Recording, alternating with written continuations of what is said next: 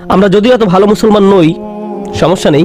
আল্লাহ যদি আমাদের দোজখে ফেলেনও, সবচেয়ে খারাপ পরিস্থিতিতে আল্লাহ যদি আমাদের জাহান্নামে ফেলেনও, এটা হবে সাপ্তাহিক ছুটির মতো, কয়েকদিন মাত্র। কারণ তিনি আমাদের এতই ভালোবাসেন যে মুসলমানরা শেষমেশ তো জান্নাতে যাবেই। তাই আমরা যদিও জাহান্নামে যাই, সেটা হবে অল্প কিছু দিনের জন্য, সমস্যা নেই। লান তামাসসানা নারু ইল্লা আইয়ামাম মা'দুদাত, গুটি কয়েকদিন ছাড়া আগুন কখনো আমাদের স্পর্শ করবে না, কিছুদিন মাত্র। ব্যাপারটা হলো, জান্নাত জাহান্নামের পূর্বে বিচার দিবস রয়েছে, যেটি একদিনের জন্য, সেটা 1000 বছর লম্বা হবে। জান্নাত বা জাহান্নাম নয়, আল্লাহর কথা অনুযায়ী শুধু বিচারের দিনটি এত লম্বা হবে। আর বিচারের দিনটি হবে মাত্র একদিনের, আর জান্নাত জাহান্নাম চিরকালের জন্য। তাই কেউ যখন বলে গুটি কয়েকদিন, তাকে এখনকার দিনের হিসেবে চিন্তা করলে তো হবে না। বর্তমানে পৃথিবী তার অক্ষ বরাবর ঘুরে, আমরা সূর্যের উদিত হওয়া এবং অস্ত যাওয়া দেখি।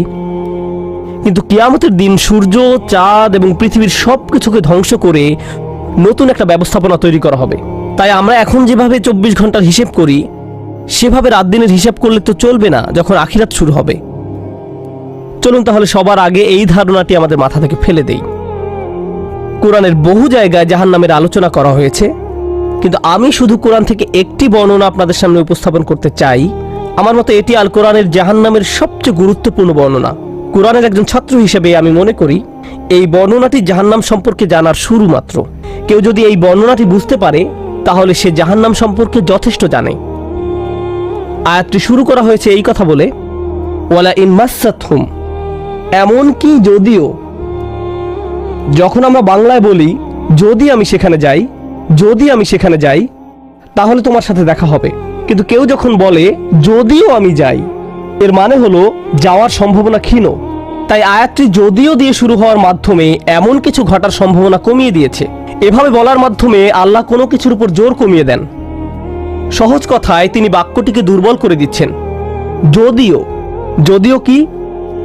যদিও মাসসাতহুম, যদিও এটা তাদের স্পর্শ করে। আরবিতে মাসসা অর্থ কোনো কিছু যখন আপনাকে সামান্যতম স্পর্শ করে, যেমন কোনো মাছি যখন কোনো মতে স্পর্শ করে। যদি সেকেন্ডের জন্য স্পর্শ করে, তখন তাকে বলা হয় মাস।